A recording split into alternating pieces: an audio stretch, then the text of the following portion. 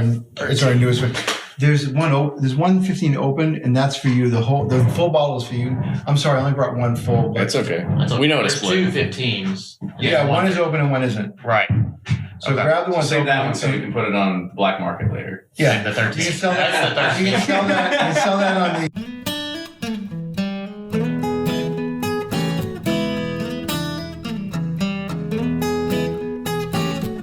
Hey everyone, welcome back to another episode of Bourbon Pursuit, the official podcast of Bourbon. And do you have an interesting way that you listen to our podcast? We're always looking for hearing stories about how you watch or listen to the podcast. And who knows, maybe you can get your name mentioned on here as well, because this is coming from Paul Clark, a listener based out of Colorado. And he said on Friday night, he's usually there with his wife making some whiskey sours, and then she pours a blind set. And then they queue up the podcast and listen to it. So, Paul, thanks for sending in that. And if you have an interesting way that you listen to Bourbon Pursuit, send us an email, team@bourbonpursuit.com. So we want to know how you kick back and listen, and who knows, maybe we'll give you a shout out here on the podcast. Congratulations to Cody Harms and Ryan Hartnett, who have won tickets to Bourbon and Beyond through our Patreon supporter campaign.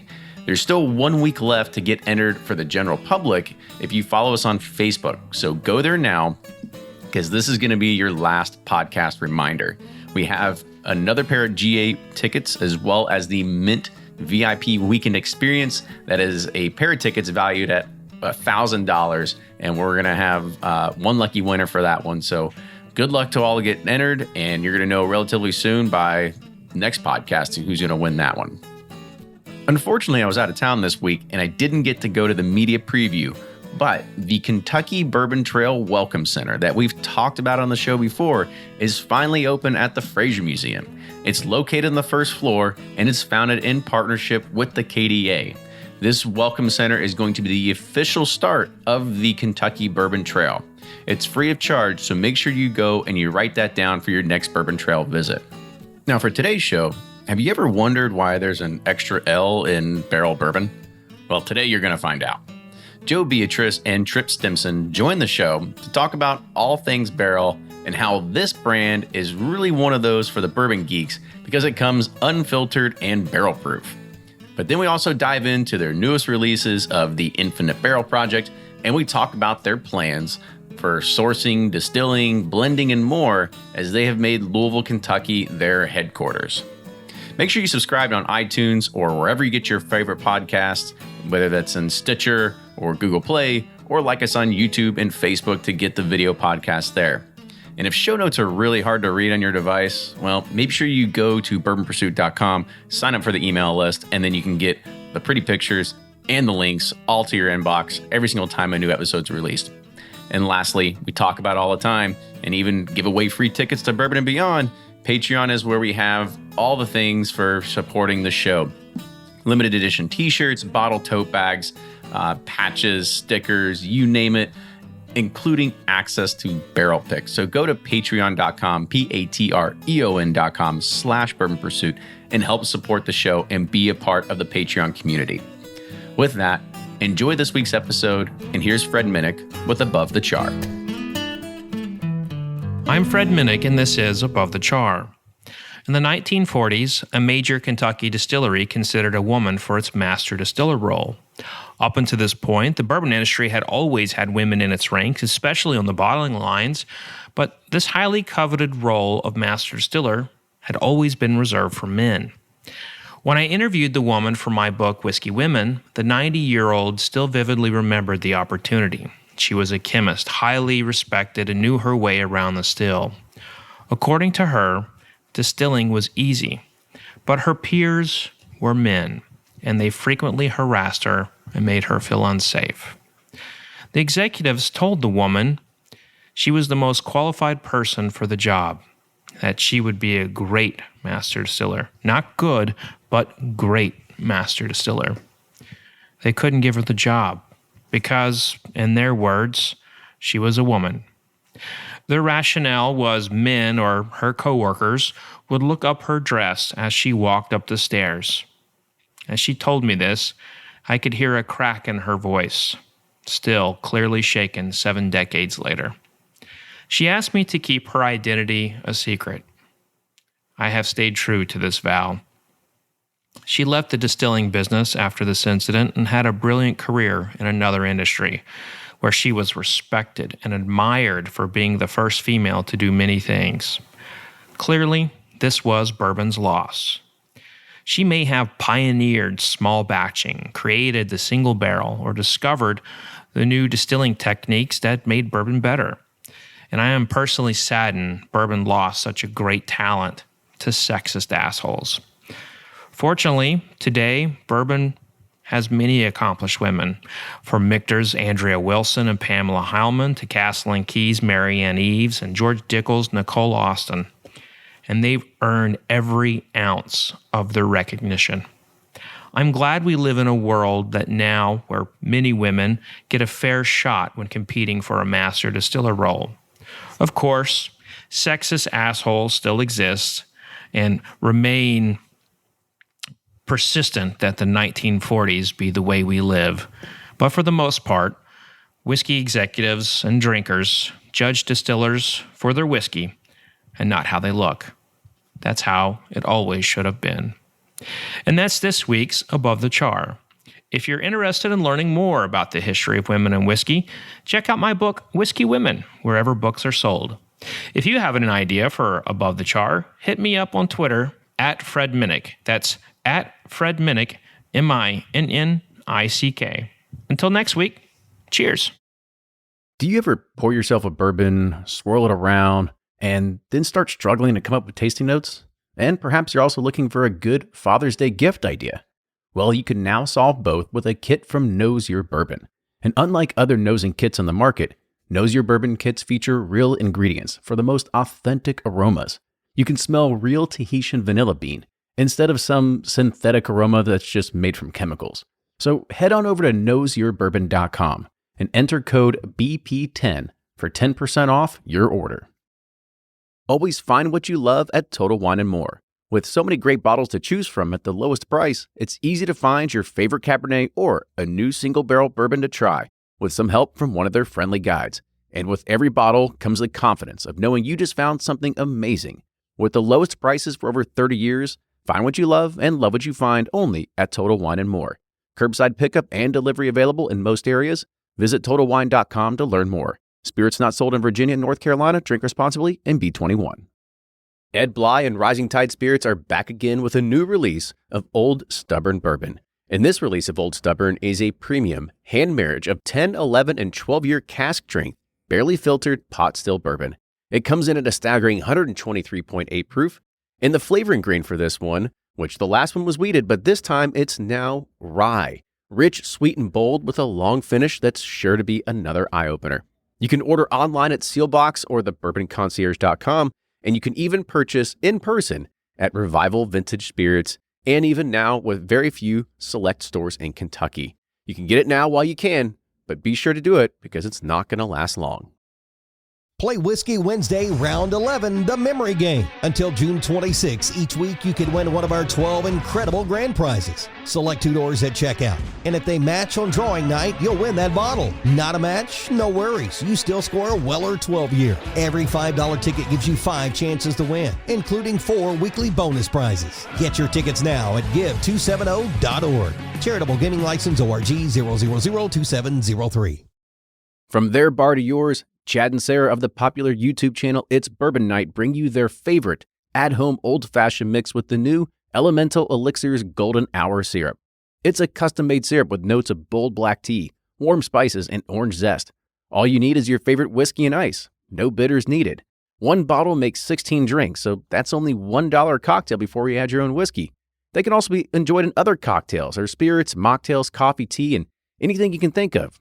It's crafted locally in Lexington, Kentucky, and you can get your bottle now at whiskeyambitions.com.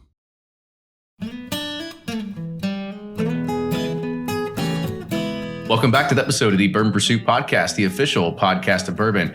Kenny and Ryan here at our official recording studio. Yes, it is, which made itself a home. My dining room, right? Yeah. But we kind of turned it. We got a bunch more bottles on here than we usually do. Yeah, this is like crazy. I mean, normally guests don't bring shit. We have to offer them. So I'm already liking these guys. So Yeah, we haven't gone to the basement yet to go diving around. They're there. like, "How drunk do you want to get today?" I was like, "Well, I can clear my calendar. we can make time for something like that." Yeah. No, this is something that people have been asking around for a while, right? Because this is a name that has started making its way to national markets. You see it on the shelves. There's a few people that go crazy. It was a winner of the San Francisco Spirits Awards last year.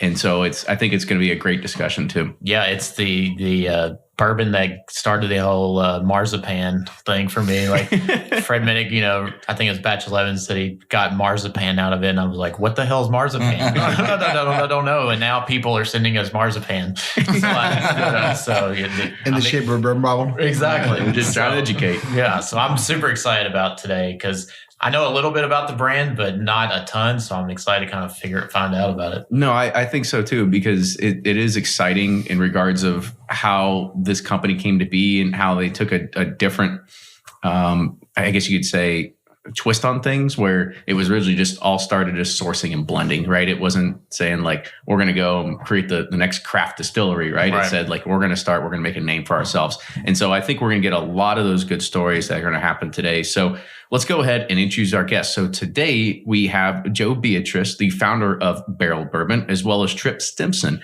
the master distiller and director of distillery operations. So fellas, welcome to the show. Thanks for having us, guys. So, let's go ahead and, we'll go back and forth on this because I kind of want to just get a good background from each of you. So just kind of give me an idea of your first either memory of bourbon or how you got into it. What sort of led you there? Was it, grandpa handing you something underneath the table? Like what was that moment that sort of got you into bourbon, or at least became something in the back of your head? Joe, we'll start off with you. Okay. Well, I would say that it was probably broken into three different phases. One, when I was a little kid, and there was a ceramic bottle of bourbon that I opened up and smelled. So that was the first experience. I don't know how old I was, but I was young. That was the first one. The second one, probably most memorable, was my, like most people, 21st birthday. And it was a moment when I didn't drink bourbon for 10 years after that. So then I had a little bit of a hiatus. And then the other real memorable moment for me was the first time I drank whiskey out of a barrel, which, and I remember thinking in that moment, why isn't everybody drinking it like this? And that was Scotch. And it was one of those moments that just sort of stayed with me. And then it sort of informed everything else that came after that. Right. And we're going to hit on that probably a little bit deeper. So Tripp, what about you? What, we do therapy later? Yeah, exactly. We'll return to your childhood. Well, I'm actually from Tennessee originally. So being from Tennessee, of course, you drink Jack Daniels. So that was more my drink of choice early on in this. And then getting the opportunity to go work for the parent company to Jack Daniels was really cool. And it's actually a kind of an interesting story how that happened. I was sitting on a beach, Daytona Beach, actually, in the bed of my pickup truck, drinking a Corona, listening to country music with my sister. Sounds like spring break. You weren't at Sharky's. Well, I just graduated college. You weren't at Sharky's, were you? So we were sitting right behind the condo on the beach, listening to country music, and the phone rings, and I didn't recognize the number. And I answered the phone, and it was Brown-Forman HR calling to do a phone interview.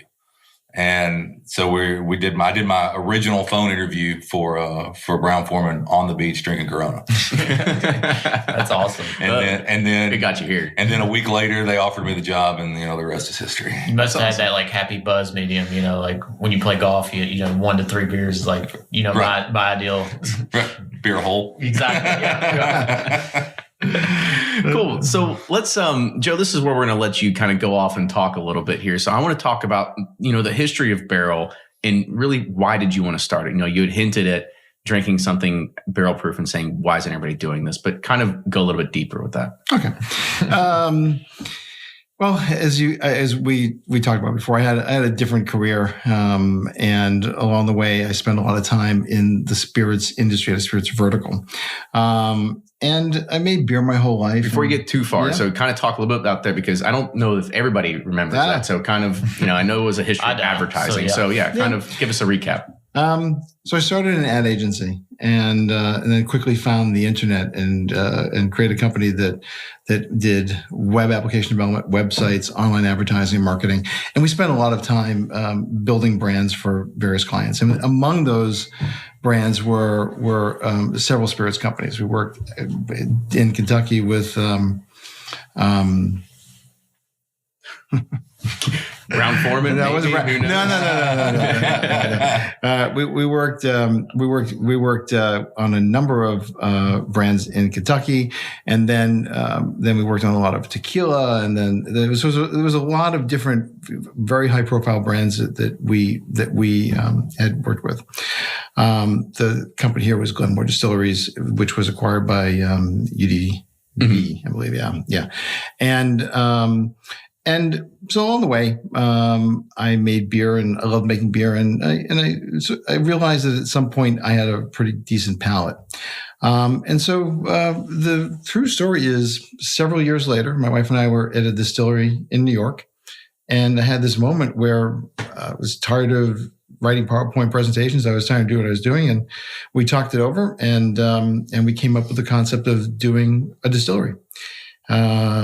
That lasted about a week. Like most dreams. Until you start realizing what it really takes to do that. And so I still wanted to do the distillery, but I wanted to figure the best way to do that was to establish the brand first. So there were things that I knew that I didn't know and had to learn. Spent a year getting everything lined up, rekindling old relationships with different people. And along the way, came up with the concept for Barrell Bourbon, which was to be differentiated by being cask strength every release. I wanted every single release to be different intentionally and unique, and of limited release. So there was only so much of it available. And I did that because I have an understanding of how consumers look at products and what they think and how they view things and how everybody's looking for the next new thing. I did not want to replicate it. And I knew the difficulty of replicating the same product. Early in my career, I met Jim Cook and we Boston Beer, Sam Adams, and we did a little work for them, and that's where I got interested in making beer. And one of the things he said to me was, "You'll never be able to produce this recipe over and over again." So that's a challenge. Yeah, it's like I ruined. You think at that point maybe like the brand is destined to fail at that point, maybe something like that, or what was your kind of idea? Well, yeah. So I spent a long time trying to make the same beer over and over again, and I couldn't. And it was sort of interesting. I was very careful about it, but I didn't. So anyway, fast forward to this concept. So I knew that we were going to source a product. I knew that I wanted to create something different in every batch. I wanted to have the packaging the same, and I wanted to really focus on what's in the bottle and the packaging. So this whole brand is about what you're drinking. It's the only important thing is not any kind of backstory. It's not anything made up. And we're very clear that we're a merchant whiskey company, and so that is the focus, and that is what we're going to continue to do. We are in the process of building the distillery. The permitting takes a little longer than. Well, we'll get there. We'll get there. So there's obviously tons of startups who source whiskey, and it's interesting. You decide to do the cask strength, one batch, per, and not replicate it. Why did you do that? Did you say there's not this in the market, or is that what you like personally? It's sort of both of that. This did not exist in the marketplace. And part of the reason is people are always looking for the next new thing to drink or eat or experience. And you don't go to a store and say, do you have the same thing that I was drinking in the last 100 years? Because I would really like to have another bottle of that. Well, a lot of people do that, but a lot of people go in and say, what's new? Yeah. What do you have that's new? And so what we wanted to do was to create a product that when people went to the store and they said, what's new? The person working there or behind the bar would say, have you had the new barrel bourbon release or barrel whiskey or barrel rum, whatever. And that's what our focus has been. And people have responded to it, and we're going to stay with that. What is it about barrel proof that you think that you like and that consumers will get out of, I guess, versus having, a 90 or a bottle and bond type product? It was simply a matter of the flavor. We love the flavor of barrel proof spirits. You can have a lot. You can do what you want with them at that point. You can dilute them. You can add ice. You can add water. You can put them in a cocktail. The flavor comes through in a cocktail if you want to drink it that way. But the concentration, the essence of the flavor to me was everything. It's just there. You can taste it. You can taste the barrel. Yeah. Like 5 years ago, I didn't even know there was barrel proof stuff. I was like, what? This is straight from the barrel. But yeah, no, it's fantastic. Thank you. And so when I think about that same concept, do you think that, when you were trying to start this, and you said you came from a spirits background, but not necessarily a distillation background, you're kind of a home brewer kind of background, right? So when you started getting into this, did you at one point think that maybe I'm a little too over my head, like I'm getting into the whiskey market, I'm trying to source barrels, do a blend, try to hit a target market that who knows what they're going to react to? Like, talk about what that felt like. Well, I think one of the things that's important in life is to know what your limits are and get as far to that limit as you possibly can. I knew that I didn't have the skill set that Tripp has. I knew I had to find that skill set, and I did. Tripp and I met. We met. We were blending. I think it was batch 2, and we worked together ever since. And along the way, I've learned more than you could possibly imagine about distillation science from Tripp, and it's been an amazing experience. So I and the other thing that was very clear to me, I visited a lot of craft distilleries and realized that some of the issues that they have were avoidable. In fact, the one of the first conversations I ever had with Tripp, and one of the things that solidified this is my thinking was, I'd met with a lot of distillers who were talking about the problems they had and, what happens when something goes wrong. And I remember saying to Tripp, so Tripp, when you're distilling here, when this goes wrong, how do you get it back?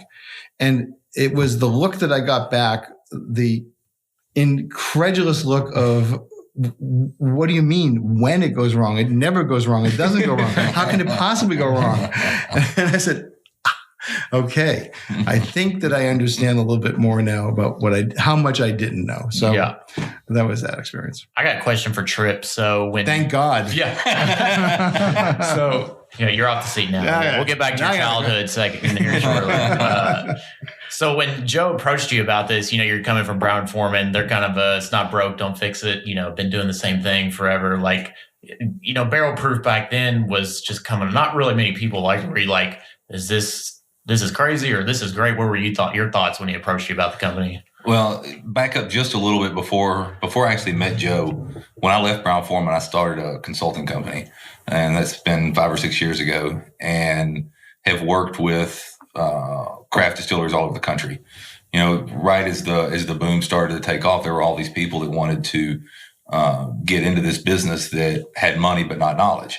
And when you have the real conversation about putting millions of dollars into a facility that's going to create a product that in 5 years you hope somebody's going to buy more than once, it's kind of daunting. Yeah. So my biggest pitch to my customers was, if you're sure you want to do this, okay, but why not build a brand first? So when I was with Kentucky Artisan Distillery for a few years, did some work for them, and that's where I met Joe. And when Joe and I were talking about, building his brand, I said, why did you build the brand first and not the distillery? And he said, because I know I don't have the skill set, and why do I want to put a bunch of money into something that I don't know if somebody's going to buy? So right then, it clicked, and, we started blending together, and everything was just, we have this unique language when we talk to each other, even that we just know what the other's talking about. Yeah. And, we did batch 2 and then batch 3, and then we did whiskey, and, just on and on and on. The ideas kept going, and, here we are. Why did you all choose blending versus doing standard single barrels like people like to do. Why blending? It's a lot. I mean, you kind of see what happens in the market now. It is a lot of MGPI single barrels that hit, and people buy them up or whatever. But you guys went a little bit different route. So talk about that. I think when we get our barrels, we get these barrels from places that other people can get the same barrels if they put the time in, make the relationship, so on and so forth. And anybody can get those barrels and just put it in a bottle. There's no magic behind that. What we like to do is take those barrels and put together unique blends that create a taste that is, one, not available, and two, something that we've actually created. So we put our own spin on something. We're not just taking something and put it in a bottle and saying, here you go. We're really doing something with it. Now, there are some instances where we find a barrel and it's like, holy cow, this is amazing. Yeah. That goes into our single barrel selection. So that's where that actually started. Is that Joe and I sat down and had a conversation about a barrel that we found. And it's like, I really hate to screw up this flavor profile on this barrel. It's so good by itself. Let's just do a single barrel. Yeah. Because when we were blending, it's like, well, single barrel goes against what we were doing, but it was so good. We wanted to give justice to the product itself.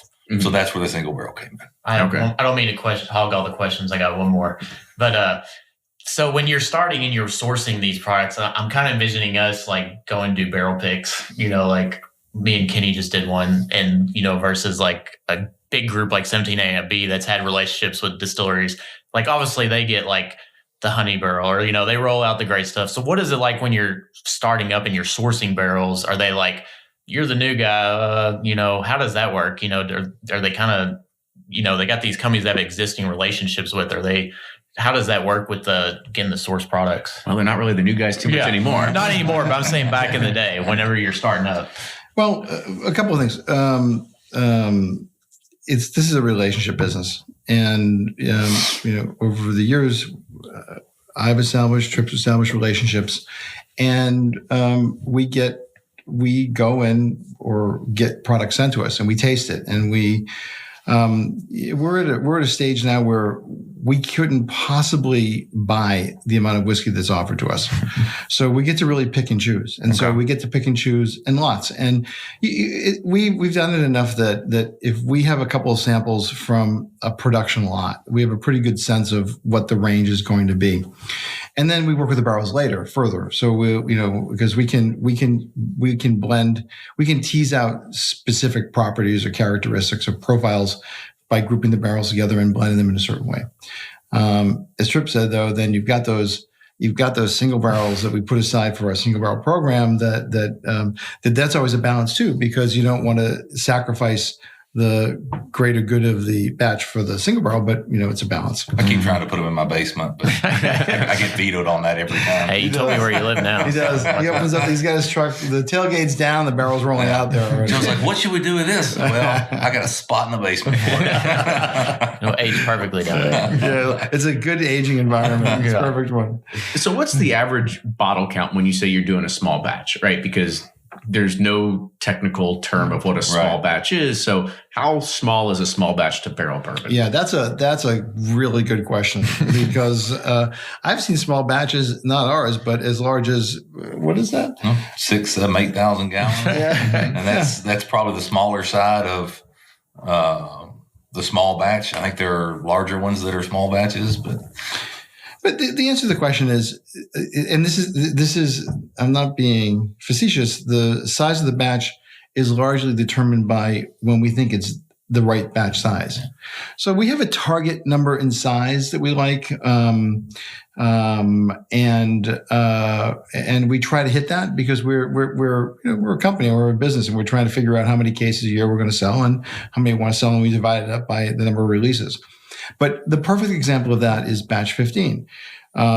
We were looking for a batch size about double what it is. And when we're blending it, it was done. And we can talk more about that later, but that was done. And so that one was that size.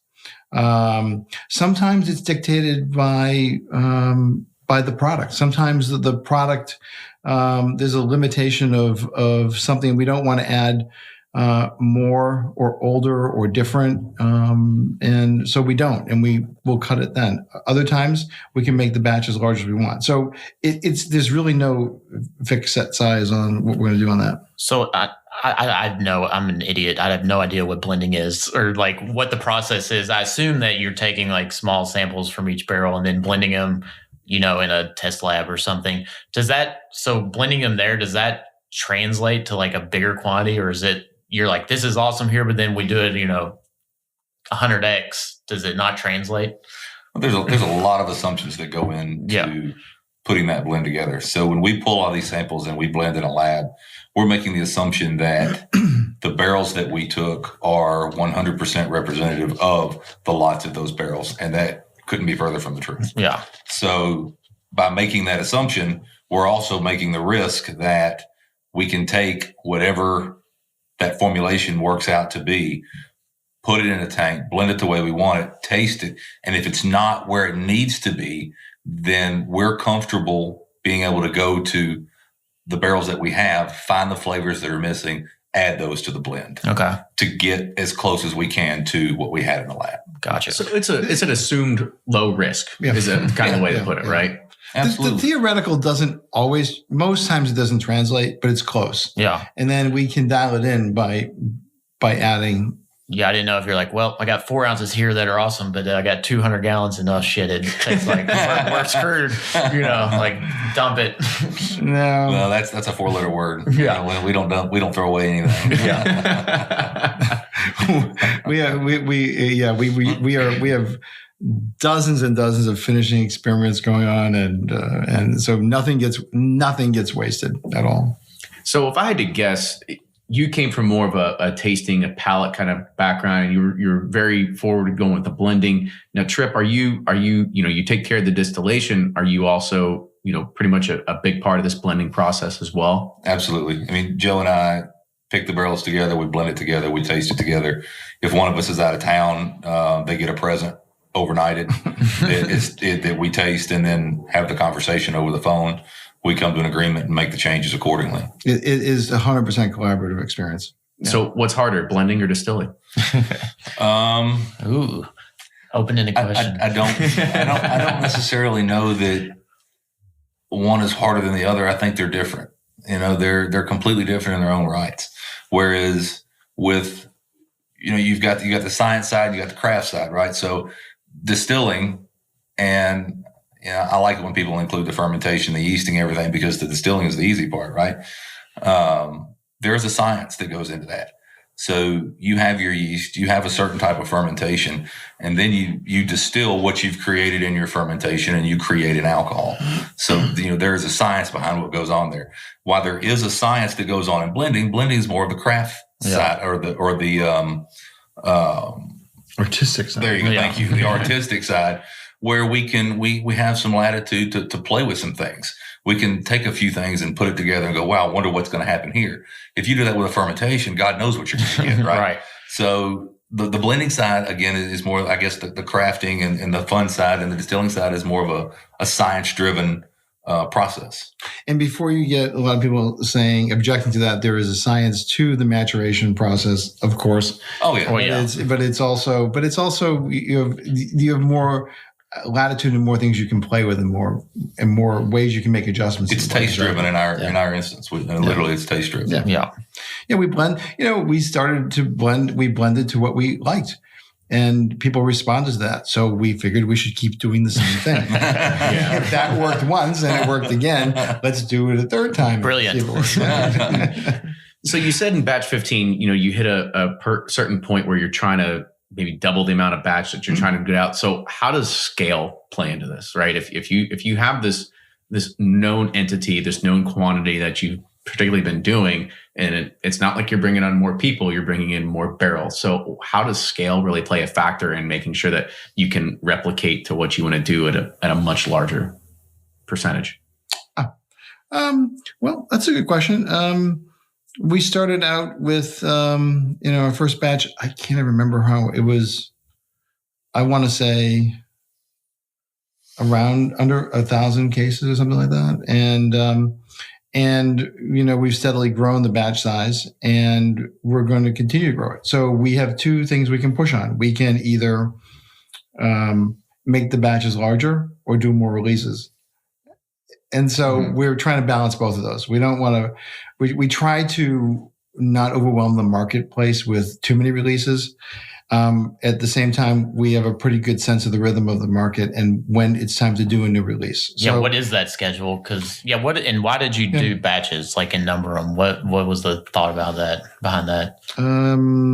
Instead of using like spirit animals, could use letters, I guess. Not batches, or just. I'd say spirit animals would make good wood, right? This is the line release. I'm trying to think of the quote, but how much time is between each batch? I guess, are you like, there's one batch a year or one every 6 months? I don't even know. I mean, it really varies in the way. There are a couple of factors at play. One is, we're in our 5th year, so we're expanding markets. We're in about 35 markets now. So we had to make sure that we had enough. We made enough of each batch to cover the markets and the release in the market. So we have to increase those, and then depending upon the time of the year. The last quarter of the year is the biggest spirits consumption. So we would tend to put more releases in that period of time, and also larger releases so that we can cover the marketplace. This year, I think we're going to try to we're looking at roughly 4 bourbon releases plus the New Year edition. We'll continue our single barrel program. And then, we can really do what we want. I mean, sometimes something may present itself that we want to do. Something is just so amazing. We want to do a release of something. The rum is the perfect example of that.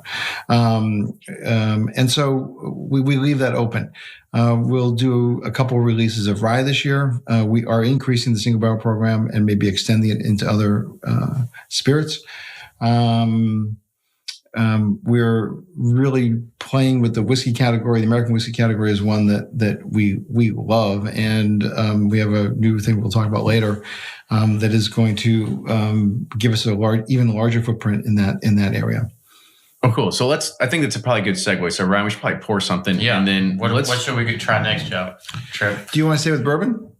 We can try whatever. I don't care. Your choice, Ryan. But while we're doing this, have 15. Try bourbon. 15. Try 15. Okay. 15. Let's do that. And then, so while we're doing this and while we're sampling this out, I kind of want you to go ahead and give us a rundown of, well, first off, why the extra L? And then, because I think I was wondering that too. I was like, am I stupid or like what extra L? Yeah, it was like. You mean they spelled it wrong? Yeah, you guys didn't put that through spell check before you sent it to the TTV. Is that why it was underlined in red? I thought they just liked it.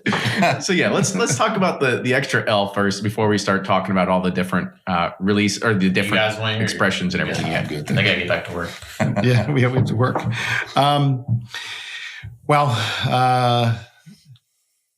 As I told Fred the other day, bourbon was taken, so we had to take the next one, which is barrel bourbon. But there's wait, bourbon's actually taken? No, it is. Oh, I was about to say. I don't know, but it's actually I don't know. We'll have to check. How generic could you get if you saw that on the shelf and just said bourbon right across it? Well, we a couple of things. It looks good. It's interesting. We thought it might raise enough questions for people to ask us this question, and then we can get them to try the product. It works also. It's a very interesting. It does interesting things in search engines. Mm-hmm. So it does both correct to single L and also double L, and so that has helped, and that helps us get our voice out there, because we do everything online and everything with social media and everything with bloggers and everything with third party endorsements. So you probably know a good ad guy, don't you? Well, the part of advertising is the part that doesn't work is a waste of money. So we put every dollar that we have is absolutely put back into the company and in there. Yeah. Mm-hmm. So it looks good on the label. And also, more importantly, we wanted a word that said what we did. And so barrel strength, cask strength, barrel, it's from the barrel, it's of the barrel, it's about the barrel. That was about as close of word as we could use, and found, and it worked. And it has a nice alliteration. It works with everything. But you haven't said why the extra L though. It looks good. Yeah. Look, there's 2 R's and 2 L's. It's perfect. Look at that. It's nice and even. There you go. That's Yeah. the story behind it. Yeah, I thought it might help on trademark, but that isn't true. It doesn't really help with a trademark at all because it's the same word, so it doesn't really help. But we saw it and we liked it. It just was different enough, and it stuck. Right. There you go. It's that simple. There's no great story behind this one. Yeah. There is no great story. But I'll tell you a weird thing is there was a guy, I grew up in Boston, and there was a guy in the 1600s named Joseph Barrell, spelled like that, who was a geologist, which is like sort of a weird thing and had no connection, but I found that out later and it was sort of interesting. So maybe He'll be your mascot or something. maybe that could be, yeah. Oh, so actually the better story would be, that's an old family name. Yeah. That's it. There you go. You gotta, Okay, you gotta have a good, okay. you have to Strike have the a good rest of that. fable in bourbon. The 2 L's are there because it's an old family name. That's right. That's a much faster answer. It sounds like you went down the Google rat hole there. You just keep clicking until you can't click anymore. All right, so let's go ahead. Let's talk about some of the what you have in what people can find on when they go to the liquor store when they're looking. What exactly are they looking at? We don't have to get necessarily into individual batches. I don't think that matters because, as you had said, they're all different. Once it's gone, it's gone. Start looking for the next one. So talk about first we'll talk about the bourbon, then hit whiskey, rye, so on and so forth. Okay.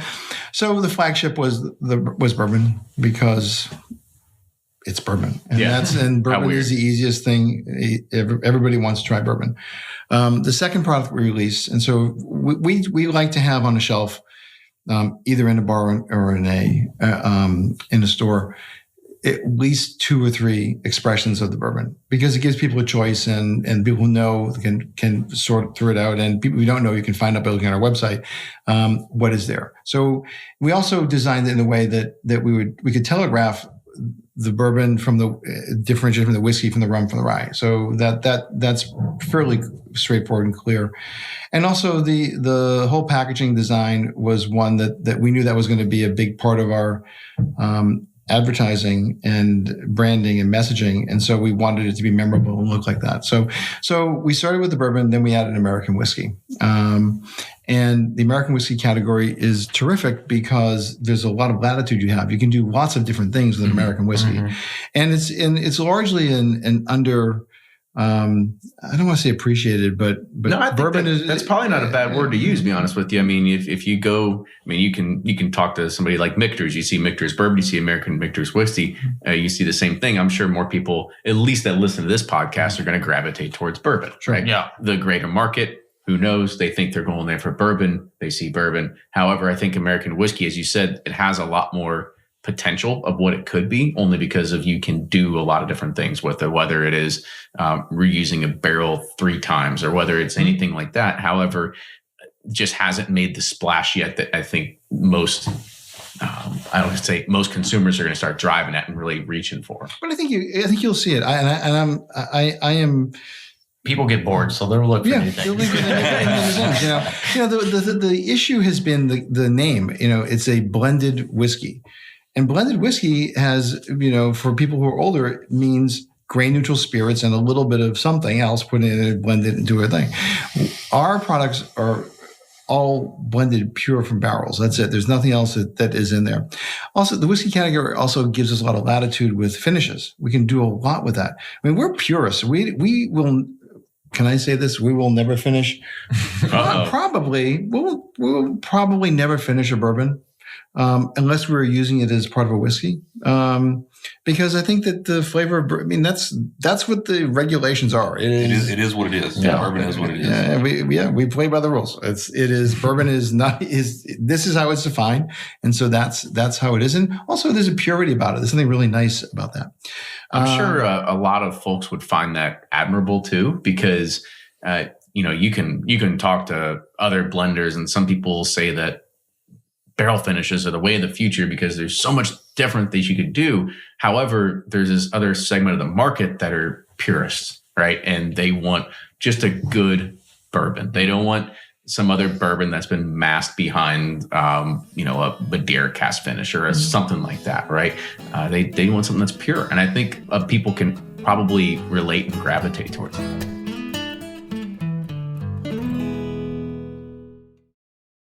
If you're anything like me, then you can't get enough about bourbon. And that's why I'm a subscriber to Bourbon Plus magazine. Bourbon Plus is a quarterly publication that tells the stories from the heart of bourbon, the farmers who grow the grain, the distillers who labor over the process, and the people like you and me who raise their glasses to celebrate it all.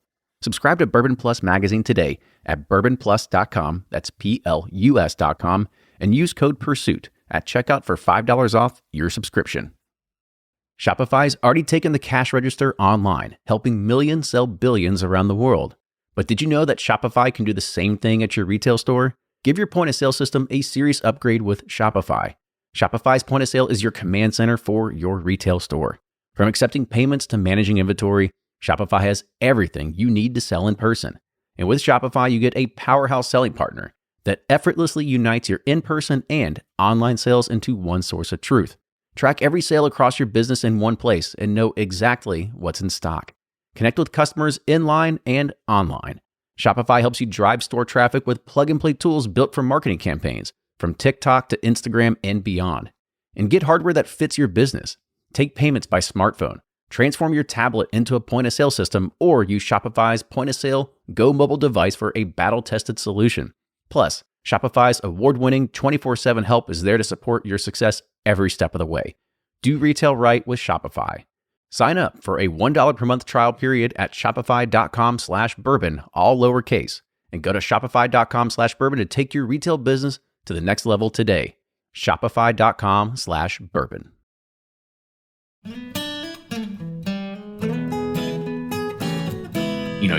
You can talk to other blenders, and some people say that barrel finishes are the way of the future because there's so much different that you could do. However, there's this other segment of the market that are purists, right? And they want just a good bourbon. They don't want some other bourbon that's been masked behind, a Madeira cast finish or something like that, right? They want something that's pure. And I think people can probably relate and gravitate towards that. And I think that's kind of what led us into the whiskey to begin with, because it gave us that freedom to kind of play around with the finish. Yeah, and not mess with your core product. Exactly. Yeah, and the amazing thing is how much impact just even a fractional amount of barrels that are finished can have in the whole. We blend to subtleties. We're not going to hit you over the head. I mean, some of our other whiskeys, there are several different finishes in there, and if you really listen closely, you can pull them out. You can get them, but we like that because it's the whole experience that you like. So then we expanded into rye next, you mentioned the 95% or MGP or just buying MGP product. That's it. The 95% MGP product is probably one of the greatest ryes on the planet. Right? So there has to be a reason why everybody buys it. Right? Yeah. But we wanted to do something a little bit different. We did our 2 rye releases are not straight ryes. They're whiskeys. They're rye whiskeys because we blended from different states, and so that no longer makes it a straight. The one thing that we debated a lot is with rye, when you call it a whiskey, you can put other in there, flavoring. That's something we'll never do. That's to the purity. But we also didn't want to do the straight 95% rye because it's been done. I mean, it's out there and it's great. And maybe someday we'll do it. We have a couple of things up our sleeve later, maybe. Basement. I wish. It wouldn't last long down there. You would not believe how big that basement is, or how much stuff he's got. It's impressive. It is impressive. And so we started with a blend of a Tennessee. Batch 1 was a Tennessee rye and an Indiana rye that we blended together. They were different mash bills, totally different mash bills. Kentucky people, huh? Going right above. No, and then in batch 2 was the core of it was a Polish malted rye that we tasted and loved, and we bought it, and we blended it with an Indiana rye. So rye has been an interesting experience for us. That we love the flavor of rye, but we wanted to take a different take on it. Mm-hmm. And then rum, rum is another world apart from everything else. And yeah, why rum? Yeah, why'd you think, you know what? Let's do a rum. Like, what was the thought? Why not? Literally just why not? Yeah. Well, also because we've been playing around with rums and blending rum a lot over the just kind of on our own, and rum is if you read and when you read about rum, it goes from basically almost a grain neutral spirit of vodka to something that the terroir is just mind blowing. Some of the real good Jamaican. The what terror? What? Yeah, I don't know what that word essence. means. The essence from the earth, from the grain, from the minerals in the soil, from that environment. Everything that makes up that product from that soil. Okay. And I should know that. I'm an ag guy. So we looked at a number of rums, and the truth and the funniest part of the Jamaican rum that we had was we met somebody who had that rum, and we were in the lobby of a Marriott hotel, and we're meeting, and I will tell you, I was about as far away from as you are to me. He opened the bottle. And I said, we'll take it. It's that pungent. It was just that amazing. And then, it's a pot still Jamaican rum. It is just, it's syrupy, it's thick, the essence. It's just, we loved it. And so we also think there's a pretty good crossover between people who drink whiskey and savor whiskey and people who are drinking and savoring the really, really fine rums. And are these rums, are they, I don't know where you're getting from, and you don't have to divulge, but is it because we talk about, we've had Fred on, we talked about rum pursuit. Is it the purest kind of rum where people aren't talking? Because rum, there's really no this is what it is and this is what it has to be. So you're like, how do you know? I think he made a really good point in his book about how people say that it is not regulated, but it is an intensely regulated business by region or by island or by country. Okay. They have a lot of standards, and I didn't know that until I really started looking into it, and it's fascinating. Again, we go by taste. So, if we like the taste of it, then that's the right thing for us. And are these rums, are they like barrel finished rums? Because like bourbon cask finished rums, is it, we really think what you're going for is you're going for the American whiskey drinker that also wants to get into rum? Is that kind of your thought process? Well, our first release of rum was the Jamaican rum that was aged. It was 7 years old, and it was aged in bourbon barrels in Jamaica. And then we bought it. We got it here. We immediately put it in. It comes over in drums because there would be nothing left. Yeah, it comes over in drums. Then we actually put that in our batch 7 barrels. Right away. And then we bottled some of it, we reserved some of it. And so the second release of the rum, called The Tale of Two Islands, is that Jamaican rum finished in Isla casks. A year older. A year older, yeah. And that was a pretty cool thing. We had some, and we knew that. You can jump in anytime. We experimented with lots of different finishes, but hands down, the surprise was. Yeah, we had 8 or 10 different little bottles there, and Joe and I sat down one afternoon and said, "What are we going to do next? What's kind of cool?" And we took some of the most off-the-wall stuff you can think of, and we're putting it together with whiskey. And it's like, none of this stuff is really all that great. And then it's like, well, let's try Scotch. Scotch and rum, no way. Yeah, we tried it. It was like, wow, this is really, it was just like that. Yeah, and we went with it. Interesting. And then the Isle is the region like where Lefroy and all that's from. Okay, yeah, that's right. We can't tell where the barrels are from. Right. What's really nice about those barrels editing job is the Kentucky distillery that used them first is on one side, and the distillery in Scotland that used them is on the other side. It was kind of cool. That is pretty cool. Yeah. You can still just barely see the The stamp on the it. stamp from the bourbon distillery. That was pretty cool. but the rum is a relatively small part of our portfolio. It's more because we like it, you know. Or did you have a timeshare down in Jamaica? You needed to visit it more. I keep pushing that. Yeah, We're not there yet. Yeah, we need to have an offsite with a breakout and whiteboards, and we'll do some brainstorming and we'll get out. Team meeting. Yeah. I think Jamaica sounds good. Yeah. Let me know. I'm down for that too. You can get that in Monterey. And so that's right. Another one that we didn't talk about that was in the bourbon category was you had mentioned earlier is the New Year edition. So kind of talk about the idea of why the New Year edition. You want me to do that one? Sure. Give me a break. The New Year bourbon is something that we came up with a couple of years ago, where we could pretty much, it was, no holds barred. Let's take as much bourbon as we can find that we like, and let's put it together and come up with something that's just crazy. And literally, that's what it was. We started getting stuff from everywhere and throwing it all together. And I think the first one had 3 or 4 different states in it. It was a little more. Yeah, 5 different states. I think it was 5. And then this past year, I think it had 7 or 8 different states in it. And it's another little fun bourbon project of like straight bourbon. Straight bourbons, from different states. And we would just, get a few barrels here, a few barrels there, and like, well, let's just try this, let's just try that, and it gives us another little project that we can play with and blend stuff from all over the country. I mean, didn't you think also I thought it was going to be easier than it was, but there's so many different mash bills that all have different frequencies of flavor, and barrel profiles, and everything. It took more time. We thought it was going to be easy. Yeah. It took more time. I wouldn't. I think it took a lot of time. Yeah, I think if you're sourcing, because I think it's pretty easy if you're getting it from these 3 major regions, right? Kentucky, Indiana, and Tennessee. Right. Kentuckiana, C.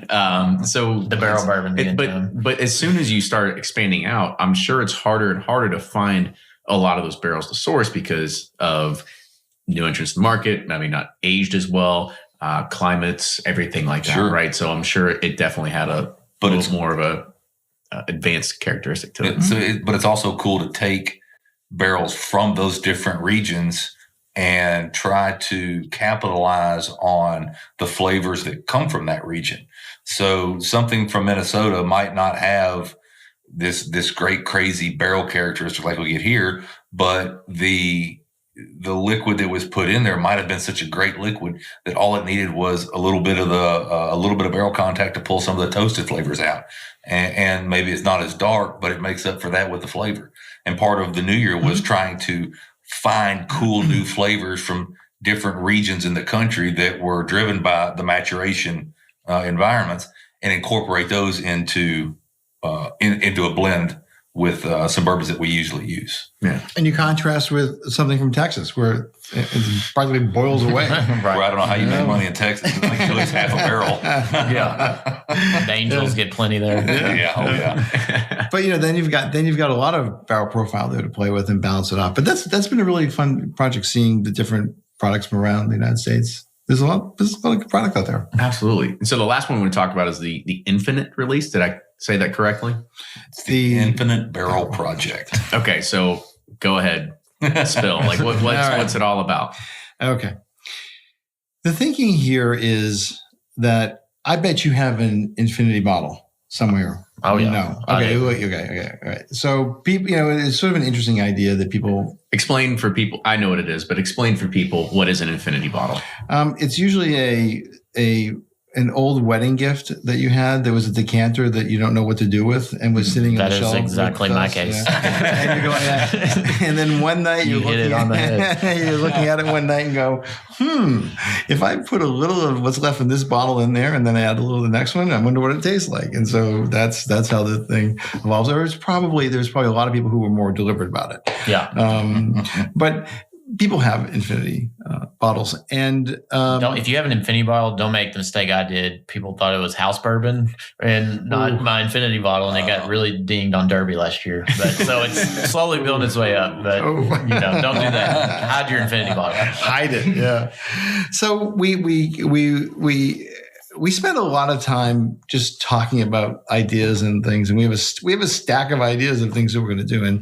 And Tripp and I and Will Schrager, our national director, who is probably the most knowledgeable person about spirits that I've ever met in my life. I mean, I don't know how he crams it all in his head, but he does.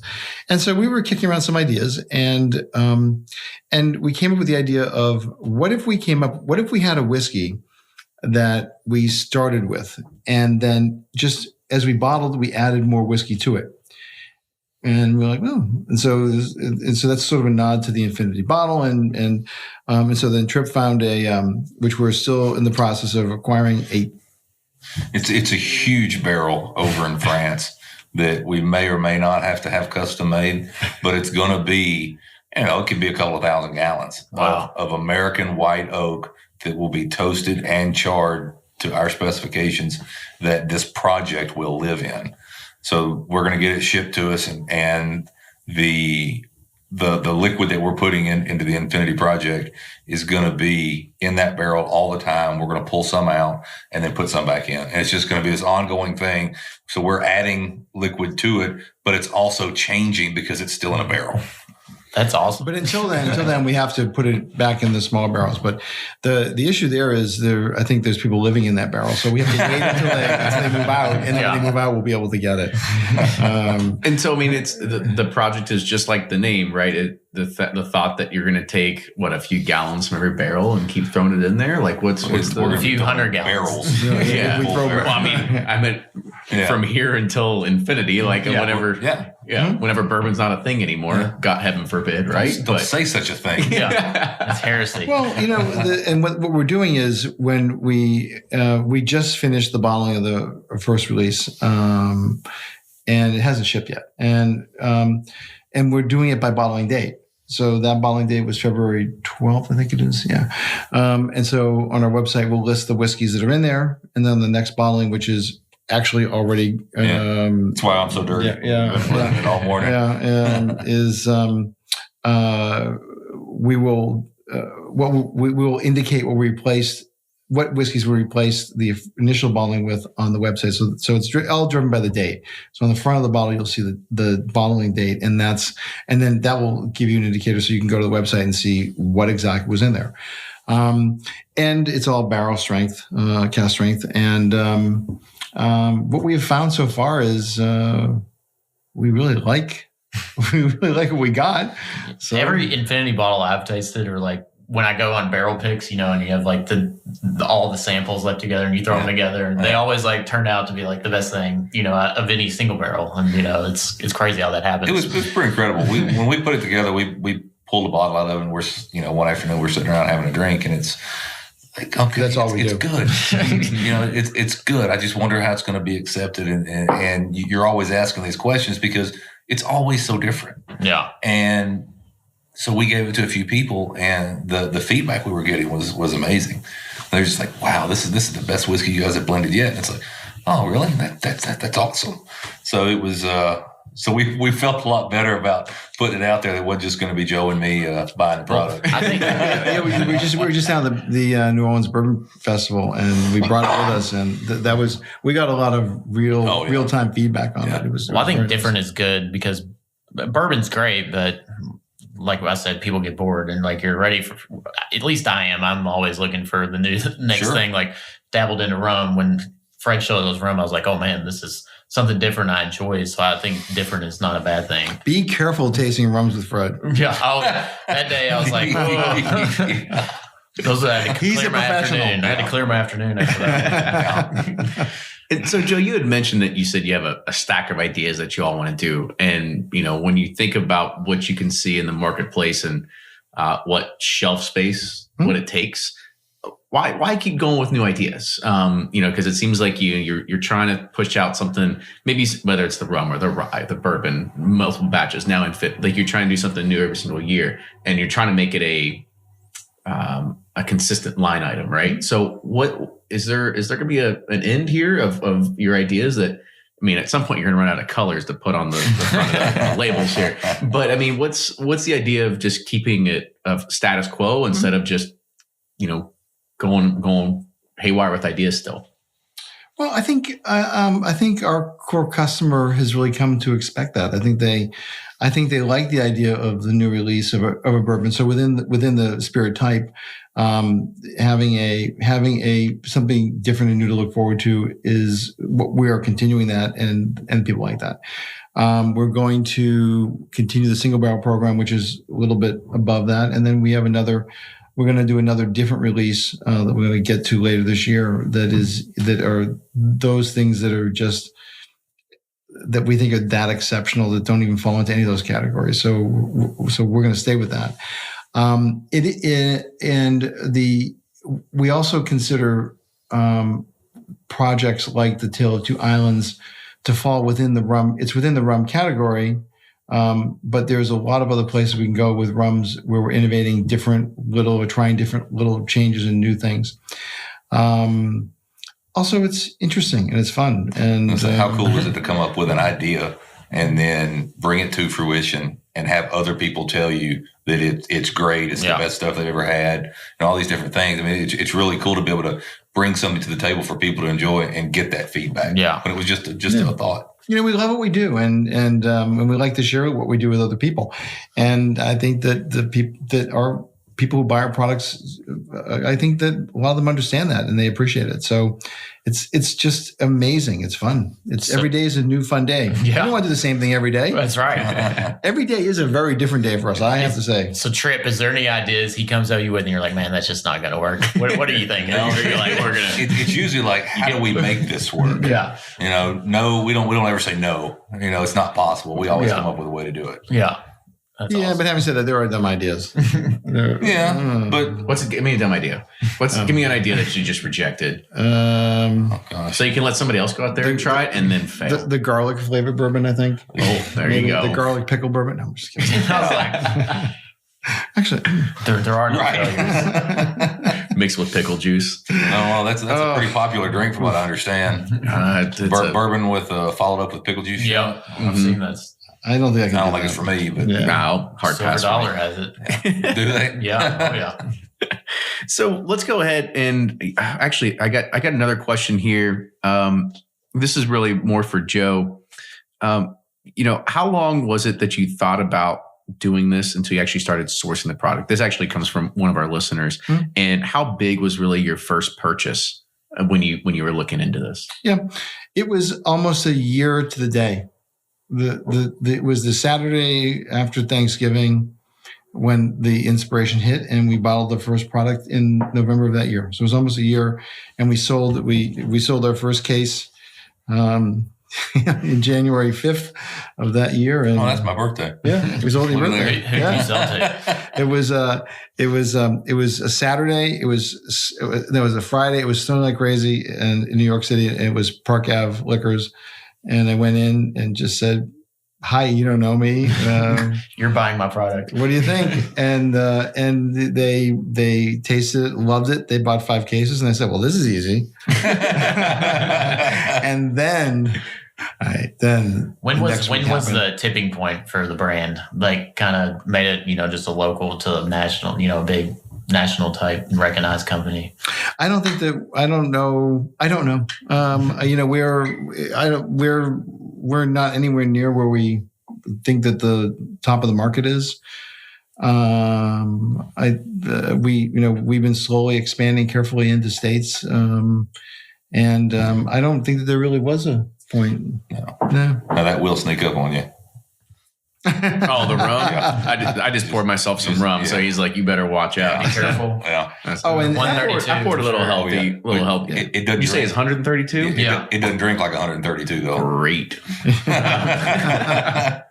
And so another kind of follow along with that is when you were buying these. I mean, did you buy it with the intent that you're going to sell it right away, or did you buy, say, a younger product? We're going to age it and we'll figure it out down the line. Like, the first time, I mean, everything is a test, and I literally did take the first blended product to the handful of people that I thought were were expert and would give me real feedback. They would say, this is awful or it's great. And that's what I wanted. So the first couple of iterations really were to prove of concept. And once the proof of concept happened, then we started investing and buying it. And we look at everything and, we look at everything like what can we use now and what will be good soon or what will be good in the long term. So we just start picking and saving and filling in. And it's just been a whole long process of doing that, of finding. And as I said, this year and even really last year has been, we have hard decisions to make of what we're going to buy that are spectacular whiskeys that we've come across. That's the hard part. That is the hard part of saying no to things. It's easy to say no to bad whiskey. That's not a hard one. Mm-hmm. Yeah. It's hard to say no to good whiskey. I mean, that sounds like a Mark Twain thing, doesn't it? Yeah, I guess. But I mean, when you think about it from that perspective, how often are you actually able to say no because of it's? I mean, as the market continues and more people enter it, you're not going to the competition's not going to slow down. So how do you say no to good whiskey to think, okay, well, somebody else could pick this up and run with it instead of you just saying, okay, I'll keep taking it. I mean, is there a problem with that? Is there a shortage? I mean, what's your thought process? It's a big market. We have a big market, and also we're confident that just because you have the same whiskey that we have, you may not be able to do what we did with it. Big reference, but another Mark Twain. But seriously, there are other people have access to the same whiskeys and they blend them differently and they get a different outcome. Or they put them directly in the bottle. Or they don't taste it. They just source it, put it in the bottle and put a label on it. I mean, there's a lot of that in the market. And we just take a little more care. So, and you can't ask me the follow-up question of who it is, but who is it? Yeah. So we did. Let's start now. We had that experience of, I knew that another company bought the exact same product that we did, even the same production day. And, we just blended it differently. The rye it's so different. I like it. I love it. It's not like any rye I've ever had. That was our goal with the rye, really. It's most people think of a rye, they think that big, bold, in your face spice bomb. Yeah. And while we didn't want to completely eliminate that, we wanted to round it out with some other flavors. Yeah. So there is the traditional spicy rye flavors in there, but we rounded it out with some sweeter, fruity floral notes. That's what I say. It's very fruity for a rye whiskey. Yeah. It's fantastic. Thank you. It kind of reminds me of like Redbreast or something, like an Irish whiskey almost. I don't know why. That's good. I can tell you with 100% certainty there is no Irish whiskey in our rye. There is, however, Irish whiskey in the Infinite. In the Infinite, Yeah. Gotcha. Yeah. That's funny. Yeah, we like it. It's that the malted barley, the malted rye is a particularly nice. Yeah. A nice it's flavor. very unique. I like it. It is. And batch 15, is one of those. You can talk about that. It was, those. I don't even remember batch 15. Oh, it's the one with the fruit notes that we got to. And okay, I don't know. I'll go there. I'm stuck on today's couple projects. So one of the things that we both really like are those tropical fruit notes, or the fruit notes, or as I said to somebody the other day, juicy fruit. And they looked at me like, "What's a juicy fruit?" And he said, "You mean it's some good bubble gum?" Then yeah, that's right. Well, that's what I thought. And he said, "You mean dragon fruit?" I said, "Yes, dragon fruit." That's exactly what I meant. What's dragon fruit? I don't even know it. Yeah, I've never had dragon fruit. Oh, I've had passion fruit. No, dragon fruit is a flavor of vitamin water. Oh, so okay. it tastes like. So okay, dragon fruit tastes like juicy fruit. Okay, there we go. So I'll take your word. We like those. We like those tropical notes, and you get those in some of the older bourbons. But they're very elusive and they're subtle, and it's easy to blend them away, which is how we got to the smaller batch of batch 15, which is we were blending it and we tasted it and it was there. And we just said, stop because, okay, now you remember that? Yeah. I remember what if we added some of this? And it was like, no, don't mess it up. We don't want to mess it up. Yeah. Don't screw with it. So that's something that I really like about 15. It's, and I'm a little fickle. I mean, I'm fickle to the point where the new release is my favorite anyway. Right. But I do like that one a lot. So I kind of want to move a little bit into what's happening right now, right? Mm-hmm. We had hinted at it earlier in the show. We're going to come full circle and kind of talk about the new operations that you're building.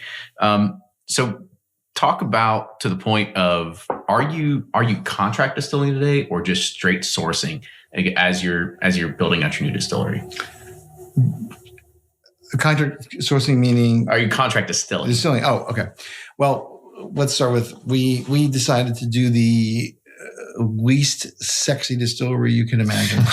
That was our intent. The intent was it was an old data facility. It was built to withstand bombs. It's like a Faraday cage. Yeah. And so there was a clean room where we do the bottling, and we have air handlers in there that we have I would say unequivocally the people who work in the bottling room have the best treated air in Kentucky. Climate control, moisture control, right? Everything. It's perfect. There are 3 units in there that are the size of this room that keep the thing humming. Yeah, I work in IT, so I've been in plenty of data centers in my life. So I know what you're talking about. It's got some clean air, and also it's clean air, and also raised floor, like everything. Yeah. Well, yeah, and not anymore. It's gone. The other thing about it is. It got us to within inches of the the building code that we needed to distill. So it was an easy decision to do that. Their control room is our lab. And this is all in Louisville, by the way, for everybody. Okay. Yep. Yeah. So we're just and we started with what we know. We moved the blending operation in there and the bottling operation in there. Now all of our permitting is done. It took a little bit longer than we thought. And we got our DSP in the summer. And so we're now sorting through exactly how we're going to build. So we're not distilling yet. We're still Tripp is still designing and as we go. And we're looking at the end of the year maybe to be ready. It's, some of that's out of our control. Some of that is simply when somebody decides to finish building the thing that we need. Are you like scratching, like really itching to the point where you really want to start distilling, or are you kind of like, well, we can get there when we get there? I've pretty much been itching for that. Yeah. I think probably when Joe talked to you, he sold you on these dreams of where it's going to be, and we were like, no, he didn't sell me on anything. Nope. We were in line the whole time. Good. Nope. Don't overpromise. Yeah. The great thing about the distillery for us is that it's going to give us the ability to create all of these flavors that we're looking for. So right now we go to the different distilleries or wherever we're getting our barrels, and we know kind of what these flavors are going to be. And if we need a certain flavor, we go to that area and pull one of those barrels. And so the distillery is really going to allow us to get even more complex in our products, because we can now, through different yeast strains, different grain bills, different fermentation temperature profiles, different distillation techniques, all of these things can create different flavors. So we can literally create what we want. And when it's ready, we now have, an infinite amount of flavors to pick from. That sounds like a pain in the ass, though. Like doing all these different mash bills, having to reset, clean. What do you think? I mean, every time we do a batch, we have to file a cult and redo everything. Yeah. I mean, if it was easy, everybody'd do it. Right. So is that your all's plan to do all the different mash bills that you love and kind of recreate them? Okay. And then just layer those into our blends. Our model's not going to change. I was about to say, I was like, it is changing a little bit where you're distilling it. I mean, and I guess the real question is why distill when you haven't had a problem getting barrels before? Good. Here you go. Because it allows us to create even more complex and different products. Like I said, so we can create the different flavors using yeast and grain. So we can take the stuff that we're sourcing and add other things that we want to even further, that's what I'm looking for, further exemplify the flavors that are available. It gives us a bigger sandbox to play in. We can do more. Why didn't I think of that? Yeah, sandbox. Well, I use that because it's so much easier.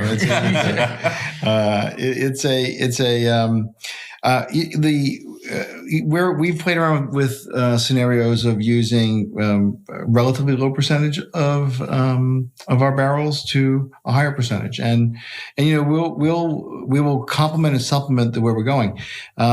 Essentially, Barrel Craft Spirits becomes a customer of Barrel Distilling, even though it's the same company. We're not going to sell our product to anybody else, but we just love the idea of having that dimension that we can control, inventory and control that we can play. Yeah, I mean, there's things that I've tasted at Tripp as a still that are pretty amazing, and the idea that we could actually have that and layer that into whatever it is else we have is just, it's mind blowing. We can just. Would you take your own distillate and blend it with other products that you're sourcing from now? Is that a possibility? Don't know. Maybe. Yeah, I was going to say. I was like, are you going to stop sourcing at that point? No, that's not. Okay, that's what I meant. Like, as our products mature and they get to the point where we like what's there and we want to use it, we'll just layer that in with the source products we're getting now. And like Joe said, it's a bigger sandbox playing. We have all the stuff that we're sourcing now, plus we have everything we're going to be making. We've got all kinds of stuff to play with. Yeah, I can envision blends being our own. I mean, again, as I said, I don't know. I can envision blends being our own product only. I can envision us using our blend with something else that complements it, and even doing some releases still that have nothing of ours in there. I mean, it's really wide. It is literally wide open, and we're just giving ourselves options so that as we expand, we can produce more and different things. Our model isn't going to change. It'll evolve. It's not going to change. When you do releases, we'll be like, this is a barrel, barrel bourbons only blend versus a barrel with other blends. Like, would Absolutely. you be transparent about that as well? Oh, yeah. Okay. Of course. Yeah. Cool. Oh, yeah. I mean, because not that I care, but some people would. No, we can't wait to put on the label that this is partially ours, all ours, none of ours. Right. Whatever the combination is. No, we look forward to that day. Mm-hmm. The labels are ready to go. So what was the idea of building this because don't get me wrong, I don't think there's a distillery around here in Kentucky that is being built that is not revamping it for a destination for visitors, for everything like that. What was your idea of just saying, like, we're just going to have a factory, like make it whatever it is, right? Because I know even Heaven Hill's looking at making even Bernheim, their factory, a place where people can put on hard hats and go walk around because nerds are getting into it. So what's your thought? Well, I don't know if you've ever been on that side of the business, but distilling and barrel aging and making your product is a whole business in and of itself. When you add a gift shop and tourism, those are separate businesses. You've got to have new models. You have to have people to run those businesses. And that's just something that takes away from what our focus is, which is really what we're putting in this bottle. So what Joe and I talked about was creating a bare bones facility that, from a science aspect, and through some innovations that we've come up with, allow us to create all of these things that we've been talking about and not have all these frills. We're not going to have some big, beautiful distillery that everybody can come see. We're literally going to have a big room with the bare bones necessities to create great bourbon. The factory. The factory. Mm-hmm. It's a different business. It's a totally different business model. And it's just not something that we really want to do. We're everybody's busy, and we love interacting with people, but we want to do it. We want to make this the place we do all the work, and that's it. It's not to say 3 years down the line you couldn't revamp it or do something, right? Or do an offsite, like the Evan Williams Experience downtown or something, something like that. If the business gets to that point, we're not against, going outside this place and making a nice big place, but whereas Heaven Hill's got a little bit deeper pocketbook than we do, that tourism is great for them. Plus it's educational. And they'll have somebody that will take care of those things. And I hope we get to a point where we can provide that. Yeah. And the other part of it is our business isn't dependent on tours and selling T-shirts. we sell Not merchandise. yet. But the merchandise we sell is a little bit above our cost because people have asked for the product. Then we design it, provide it, and that's great. But it's not. We're not in the t-shirt business, or we're not in the sweatshirt business, and that takes a fair amount to manage it. I mean, we have somebody managing it now, and it's a big job just doing that. Spending time from the day during the day, doing tours is just not what we want to do. Our time in the market when we're not there, we're out meeting people and meeting distributors and meeting retailers and meeting owners and hanging out with podcasters. Yeah. Well, this has been a fun day. Oh yeah, it's been a blast. And so, Joe, another kind of question towards you. I mean, we've known each other for probably a little over a year now. We were talking about when you were trying to buy a house and try to find something here in Louisville, and I think I remembered asking you, and I think it's a good way to kind of put it to our guests as well, is if you're looking to build a factory model, like why Louisville? Why Kentucky? Like you can start a distiller anywhere, and you can probably pay less taxes in less states or in other states as well. So why focus the model here rather than going somewhere else? That's a good question. He wouldn't go get me to move. So that's the first reason. Is Tripp's got too much stock in his basement. Tripp wasn't going to move. Well, the fact is, I fell in love with Kentucky the first time I came here 25 years ago. It was just, I just loved it. I loved the place. Yeah. I really liked it. And we were lucky enough to be able to do this. And I commuted for many years part-time. We kept all of our operations were based here. I was lucky enough to be able to move down here full time. The main reason is the resources here. Everything that we need is here. We can reach out from where we are and touch the right fabric here, the right welder, anything is right here. The raw materials are here. The knowledge base is here. The resources are here. And it's Kentucky, and people, and for good or bad, Kentucky is associated with bourbon, period. Yeah. And it's like, still a lot of people don't realize. I went to a Jim Gaffigan show, and he was like, I love Louisville. It's the only place that has their own alcohol. He's like, it's not alcohol, it's bourbon. And you must drink it with no ice, no mixers. And everybody that you are dealing with a population of 100% of bourbon experts. Everybody exactly. We all think we know what we're talking about. It comes with the driver's license. We think we know bourbon and basketball, That's we think we do. I think that's probably true. Yeah. And so kind of another question before we start wrapping this up is storage, right? I've read that you are housing a lot of barrels at Castle and Key. Tripp's basement. Tripp's basement. So at what point are you going to start running out of storage? Or are you going to start building facilities to be able to house barrels? And, we make the call to we know Donald Blinko now. So like, what's your thought? The funny thing is we even delay taking ownership sometimes because we're going to put it, it's an issue. And we've actually come up with, we're going to continue storing barrels where we store them, but we've come up with, I think, a solution that we're working on to have our own warehouse space. But we're not going to do it we're not going to go out there and spend $1 million, build a brick house. It'll be something a little bit different, but that's a good question for 6 months from now if we make that happen. Yeah, the follow make that happen. Right now, it looks like what we want to do can be done, and so now it's just a question of making it happen. But it's no big mystery. It'll be a warehouse space in Kentucky that we'll be able to keep our product on our own, and that's. Simple. That's what we're doing. It's that simple. Yeah. You got a barrel, you got to put it in a building, and you got to put it someplace on land. It's got to sit there for a long time. Yeah. So we're working on that. Yeah, that's a problem that's probably not going to disappear. All right. So last question as we sort of wrap this up is, do you feel that you may have started a revolution of brands that have started following suit? Because we had mentioned at the beginning of the podcast when we were talking about, just sourcing, people that say they take a bunch of MGPI and they put it together in they blend it and then they put it out and it's $100 in a pretty glass. And, I don't know we don't know the history and the background as much as you all we do now, but you guys were doing this years ago. Mm-hmm. So do you think that you've kind of started an idea of just source it wherever we can, create barrels, put it out there, cash strength? Because it seems that when we look at things in the market that are coming from Mic Drop, OKI, like you can go on and name all the MGP or source barrels that are going either single barrels or it's blended in small batch. However, they're kind of newcomers to this market, right? Do you feel that you kind of started carving that path for other people to start venturing that way too? Mm-hmm. That's a good question.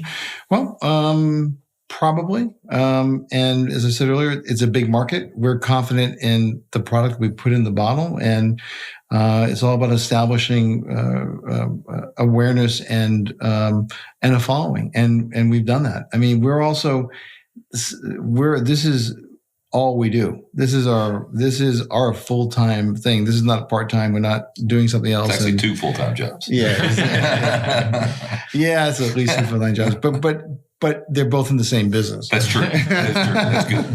So our focus is total and complete. And it's a big market, and there's plenty of room on the shelf. I think you are seeing a couple of things happen on the shelf. You're seeing a consolidation of some of the traditional brands. They're not selling any less, but it's just there's a little bit of consolidation. You're seeing, you're also seeing expansion of the shelf. So if it was 100 feet at one point, now it's 200 feet of real estate in a store or in a bar. So you're seeing that. So there's room out there. But there's also there's a point of, I think, as the customer, the end drinker, is more sophisticated. They know the difference between somebody that came up with a label on a pretty bottle and got whiskey from MGP, stuck it in the bottle and put it out there. There's a difference. And I think that our customer really has an appreciation for that difference. They know that. I mean, the conversations I've had are down to a level that is parsing the flavors that are just amazing. I love that dialogue. I love having that conversation. I find out new things every day about our products. You have marzipan in your bourbon. I'm sorry? You have marzipan in your bourbon. We have marzipan. Yeah, that's right. Yeah. Fred loves that. Fred loves that word. Marzipan. Exactly. Yeah. It's pretty good, though. It's a pretty good description of some of the flavors. Yeah. But anyway, I think that it is going to expand. We'll continue to expand. And we're just trying to expand horizontally and vertically. And just keep bringing good whiskey. Yeah, right. That's all we're doing. And rum. Well, awesome. So, guys, I think this will wrap it up. Before we kick it off or finish it off, if you have any way that people want to get in contact with you, whether it's on Facebook, Twitter, Instagram, anything like that, your website, go ahead and plug it now so people know how to reach you. Okay. It's barrelbourbon.com, 2 R's. 2 L's. Which we explained earlier.